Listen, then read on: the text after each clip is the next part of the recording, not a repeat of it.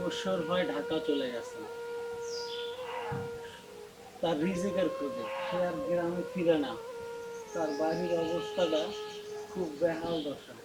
আসলে মানুষের রিজেক্ট মানুষকে কোথায় নিয়ে যাবে, মানুষের কর্ম মানুষকে কোথায় নিয়ে যাবে, আসলে কেউ বলতে পারে না। এইটাই সত্য না, দেখেন, এক রিজেক্টের কারণে পুরো ফ্যামিলি নিয়ে ঢাকায় ঢুকে গেছে, 20টা বছর আর আসেনি।